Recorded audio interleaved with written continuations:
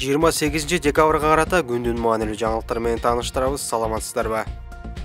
28-декабрда УКМКдан Жалал Абад шаарында Ислам мамлекети Вилаят Харасан эл аралык террористтик уюмунун 16 жаштагы 2 мүчөсү кармалганын билдиришти. Атайын кызматы маалыматына ылайык, шектүүлөр интернет аркылуу аралыктан Ислам мамлекети Вилаят Харасан террористтик уюмунун катарына кошулуп, анын эмиссияларынын көрсөтмөсү менен Жалал Абад шаарынын Борбордук аянтындагы башкы балаттын жанына колго жасалган жардыруучу түзүлүштү орнотууну пландашкан. Ошондой эле шаардагы чиркөөгө террордук чабуул жана куралдуу кол салуу уюштурууну көздөшкөн.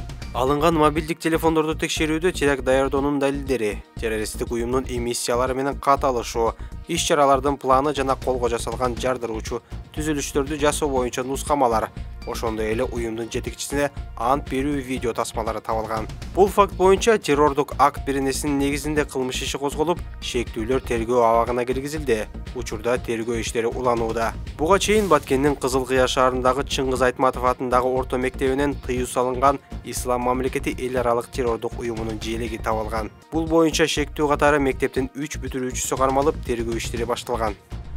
Орусиялык инвестордун ири көлөмдөгү акчасын алып, өзүн өлкөдөн чыгууга мажбурлаган ICO компаниясынын 2 ээси жана бухгалтери кармалды. Бул тууралуу 28-декабрда УКМКдан билдиришти. Маалыматка ылайык, 2018-жылы Орусиянын жараны ICO компаниясынын 2 ээси менен өнөктөштүк келишимин алкагында $14 миллион ашык инвестиция тартып, Ысык көл районунун Корумду айылында коттедждик шаарча курган. Коттедждик шаарчанын курулушу аяктаган соң ICOнун иш жүзүндөгү ээлери маркум Кримтөбөл Камчы Көлбаевдин кылмыштуу байланышынан пайдаланып, инвесторду коркутууга өткөн. Ошондой эле мүлкүн тартып алып, өзүн өлкөдөн чыгып кетүүгө мажбурлаган. Аталган факт боюнча ICO компаниясынын ээлери жана башкы бухгалтер кармалып, убактылуу кармоочу жайга киргизилди. Учурда тергөө иштери уланууда. Өз кезегинде өлкө башчысы Садыр Жапаров инвесторлорду алдоону токтотууга, ал эми мамлекеттик органдарды бюрократиядан арылууга үндөдү. Ал Facebook бараганан жеке ишкерлер айрым инвесторлорду алдап кеткен учурлар катталып,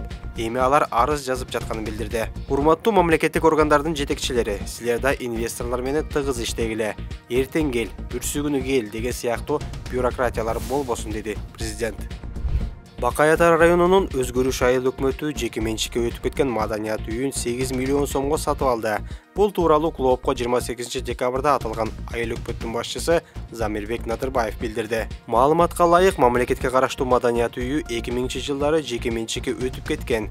Андан бери аны кайтарууга бир нече жолу аракет көрүлгөн, бирок ар түрдүү себептер менен ишке ашпай келген. Быйыл айыл өкмөт тарабынан аракеттер жасалып, маданият үйүн 8 миллион сомго сатып алдык. Каражат жергиликтүү бюджеттен бөлүндү, деди айыл башчысы. Маданият үйү буга чейин бош турган. Ал эми айылдагы маданий иш-чаралар мектептин ашканасында өткөрүлүп келген. Финансы министрлигинин үлүштүк гранттарынын эсебинен 3 миллион 488 миң 370 сом бөлүнө турган болду.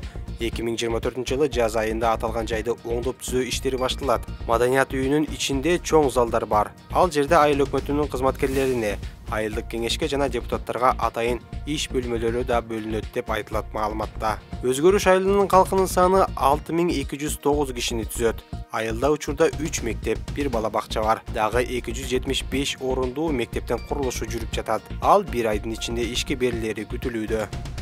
Ош шаарынын Туран Кичи районунда 18 жаштагы тургун 9 жашар инисин бычактап, бала жеринде көз жумду.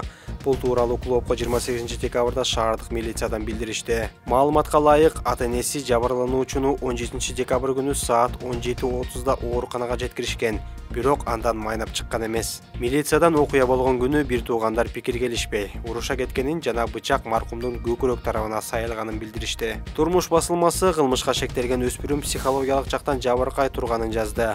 Ал эми шаардык милиция шектүү эч жерде каттоодо турбаганын, ага карата соттук психиатриялык экспертиза дайындалып, бирок жыйынтык чыга электигин маалымдады. Бул факт боюнча адам өлтүрүү беренесинин негизинде кылмыш иши козголуп, шектүү 2 айга камакка алынды. Учурда териштирүү иштери жүрүп жатат.